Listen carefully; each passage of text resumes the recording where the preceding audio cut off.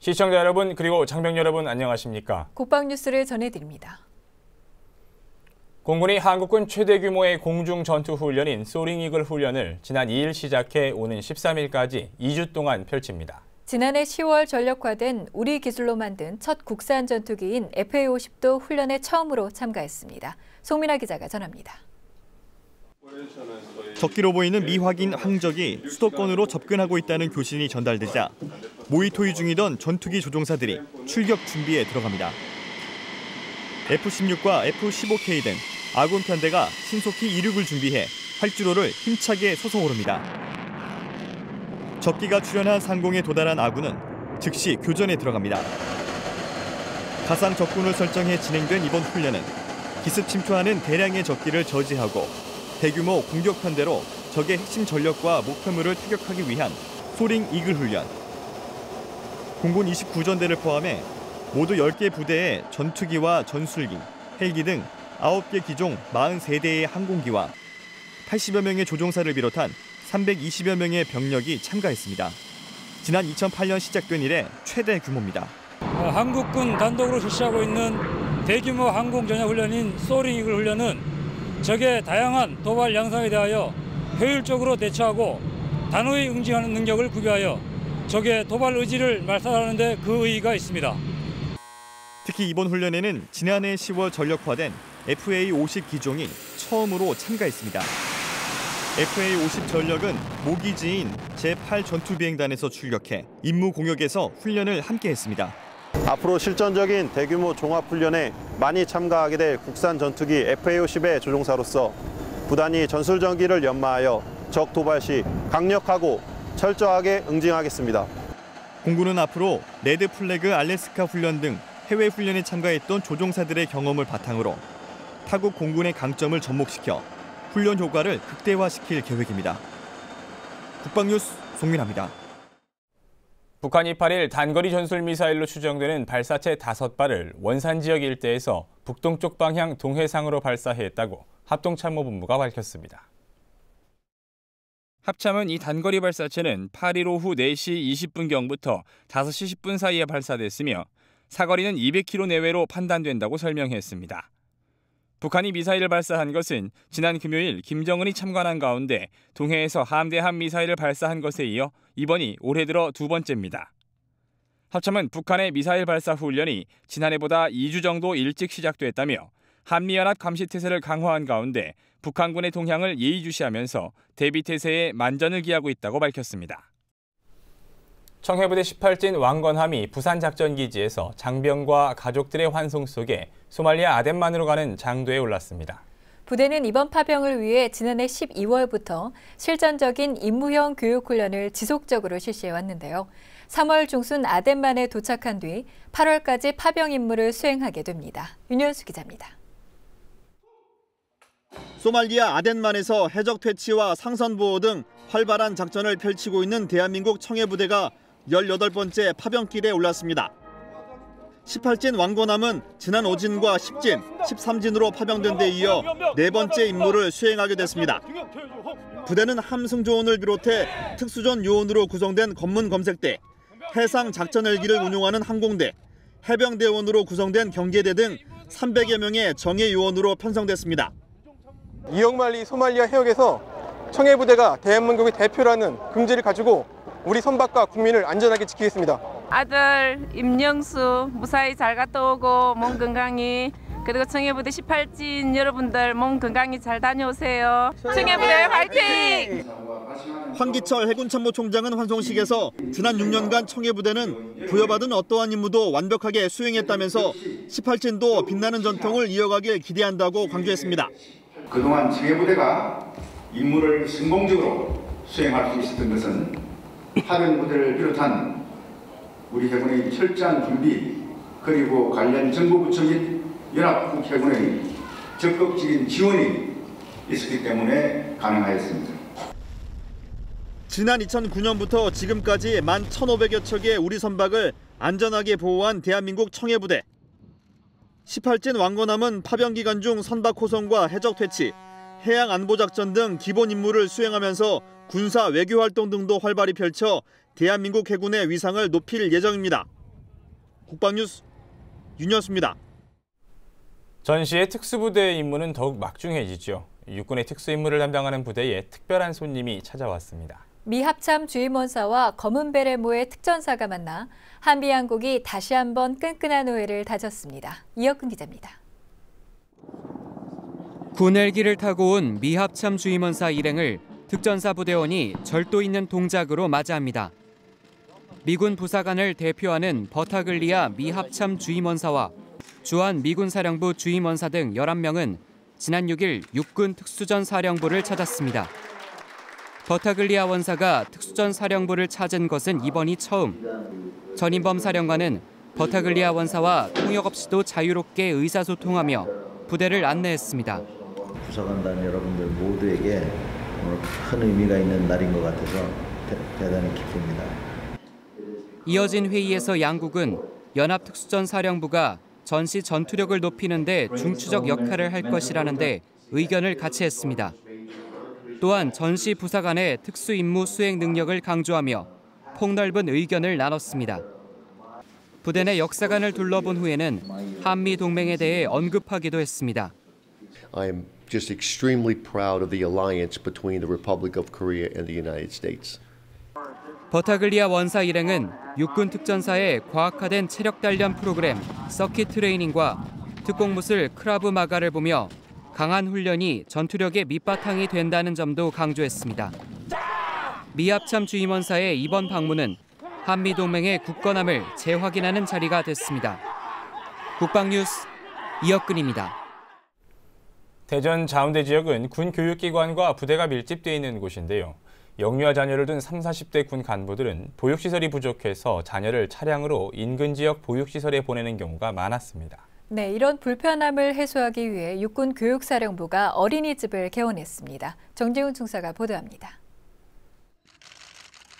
육군 교육사령부는 6일 교육사령관 주관으로 자운대 지역 군인과 군무원 자녀를 위한 자운대 어린이집 개원식을 갖고 본격적인 운영에 들어갔습니다.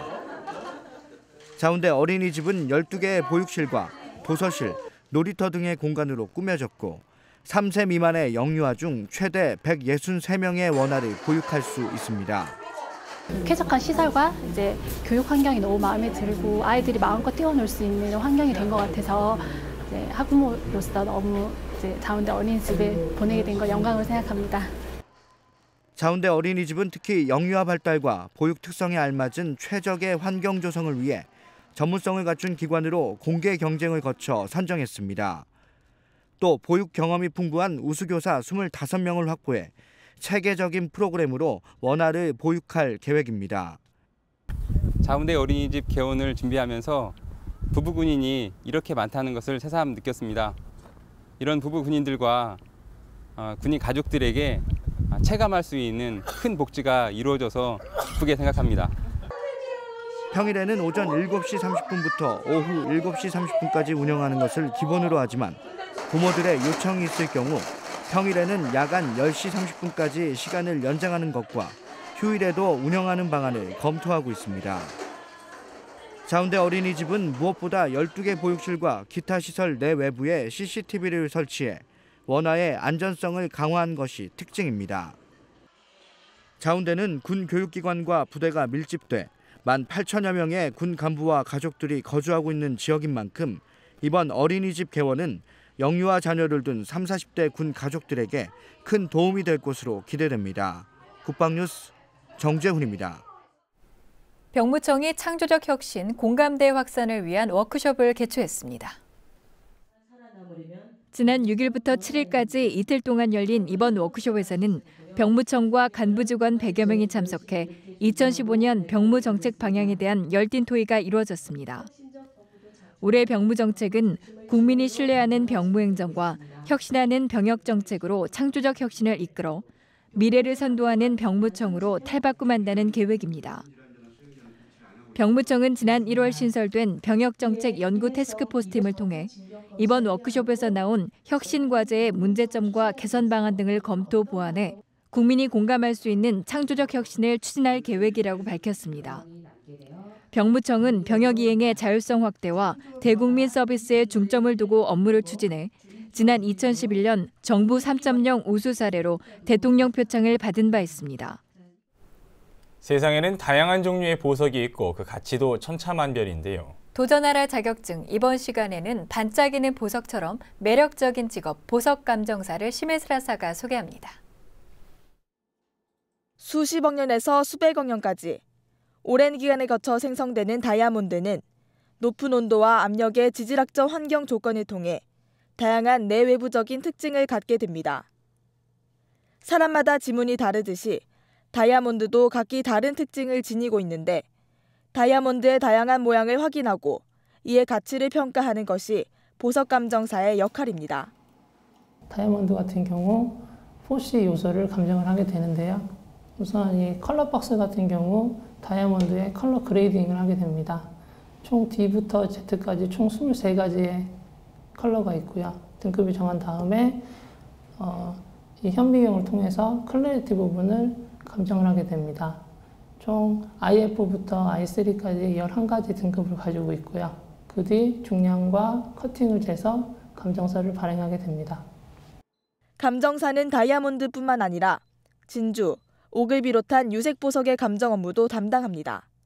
이 진주가 천연인지 양식인지의 그런 구별을 하기 위해서 저희가 이제 연엑스선 장비라는 이 장비를 통해서 구별하게 됩니다. 이 장비 안에 진주를 넣고요. 이 기기를 통해서 이렇게 안에 핵이 있는지 없는지 따라서 천연인지 양식인지를 구별하게 됩니다. 감정사는 다이아몬드의 미세한 부분을 현미경으로 살피는 과정에서 눈의 피로가 쌓이고 심하면 안구 건조증도 유발할 수 있어 평소 눈 관리를 잘하는 것이 중요합니다.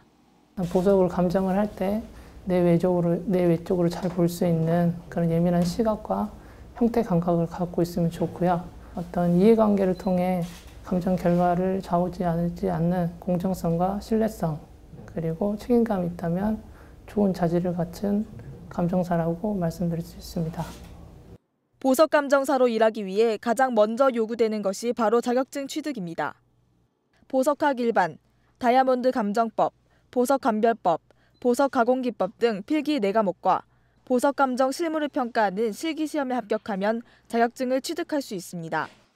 이후 보석 도소매 업체, 수입 수출 업체 또는 보석 감정원에 취업할 수 있고 홈쇼핑 전문 업체, 백화점 등에서 보석 구매를 담당할 수도 있습니다. 일반적으로 보석 감정사는 초봉 2천만 원을 받습니다. 최근 합성 처리 기술의 발달로 보석의 진위를 판별할 수 있는 전문가의 수요는 꾸준히 증가할 전망입니다. 국방뉴스 심예슬입니다. 국방뉴스 특별기획 다시 보는 국방뉴스입니다. 장병들의 사기를 증진시키고 정신전력을 강화할 수 있는 방법이 여러 가지 있는데요. 그중에서도 가장 효과적인 것이 바로 방송을 통해 장병들과 소통하는 방법이 아닐까 싶습니다. 1972년 육군 제620 부대가 방송실을 설치하고 장병들을 위한 시간을 마련했습니다. 네, 내가 직접 기른 채소가 밥상으로 올려진다면 정말 맛있게 먹을 수 있겠죠. 1973년 육군 6011 부대는 영내 유휴지를 이용해 채소를 길러 장병들의 식탁에 올렸다고 하는데요. 믿고 먹을 수 있고 식비도 절감하는 일석이조의 효과를 누렸다고 합니다.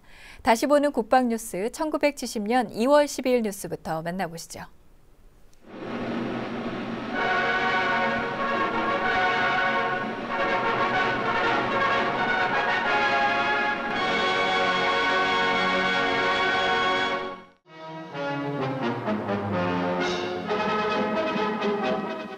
필승의 신념을 다짐하는 교육과 훈련이 계속되고 있는 여기 6.171 부대에서는 대기를 찌를 듯한 날카로운 구령이 전선골짜기에 울려 퍼지고 있습니다. 한편 동부대에서는 이와 같은 맹훈련의 휴식 시간을 이용해서 진중 생활의 명랑화와 단결을 도모하기 위하여 장병들에게 야전 쾌진화와 집단놀이 그리고 3천만의 합창 등 포크 댄스와 같은 리크레이션을 보급시키고 있습니다. 빛나는 전통 속에 줄기차게 자랐어. 그런데 지난 6일 동부대 문화선전대와 8.25 부대 분대장들은 노래하고 춤을 추면서 이 집단놀이의 시범을 보여주었는데 이것을 참관한 전 지휘관들은 이구동성으로 전군에게 보급되어야 할 건전한 오락이라면서 박수 갈채를 아끼지 않았습니다. 육군 제620위 부대에서는 부대 내 황룡이라 불리우는 방송실을 설치해서 장병들의 사기양형은 물론 경원 교육 면에서도 큰 성과를 거두고 있습니다. 출력 250W의 이 황룡 방송실은 부대장의 지시로 지난해 4월 개관한 것인데 전원 5kW의 실내 스피커 5개, 실외 스피커 61개 방송망을 갖추고 있습니다. 이 부대는 지휘관의 정신 훈화에서부터 군종 시간과 부대 발전을 위한 진중 좌담회, 호향의 다리, 진중 오락회 등의 이 방송 시설을 이용함으로써 장병들의 정신 전력 강화와 함께 명랑한 병영 생활을 영위하는 데 큰 몫을 하고 있는 것입니다.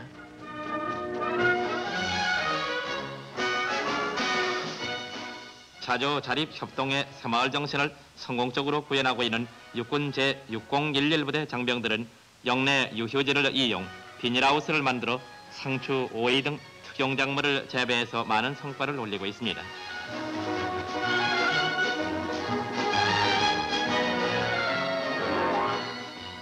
바쁜 근무의 여가를 이용해서 손수 키운 채소로 식탁을 마련, 왕성한 장병들의 식욕을 더욱 돋우고 있는 이들은 장병 급식 향상과 소득 증대 일석이조의 훌륭한 성과를 올리고 있는 것입니다.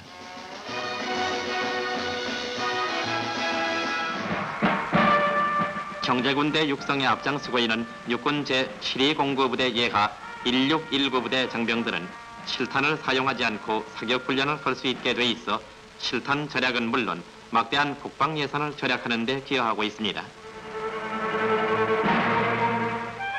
특등 사수를 목표로 사격훈련에 여념이 없는 장병들은 차가운 겨울 날씨에도 굴하지 않고 오늘도 106mm 무반동포를 비롯해서 박격포, 애무한 소총 등 각종 화기를 자유자재로 다룰 수 있는 전력 배양에 앞장서고 있습니다.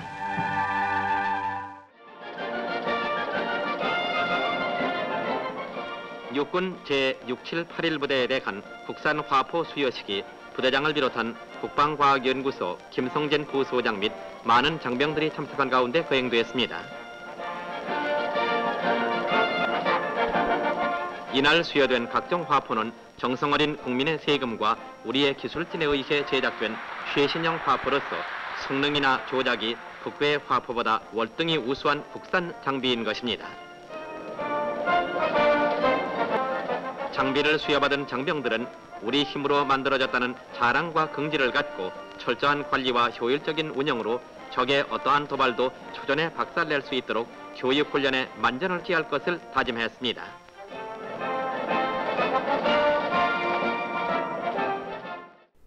북한이 지난주 금요일 함대함 미사일 훈련을 한 데 이어 일요일에는 사거리 200km가량의 단거리 전술 미사일을 발사했습니다. 이런 북한의 행동은 다음 달 초부터 열리는 한미연합 군사연습인 키리졸브 훈련을 앞두고 무력 시위를 벌이는 것으로 해석되는데요. 우리군은 항상 있었던 일이라고 그냥 넘기지 말고 국민이 불안해하지 않게 철저한 대비 태세를 유지해야겠습니다. 북방뉴스를 마칩니다. 시청해주신 여러분 고맙습니다.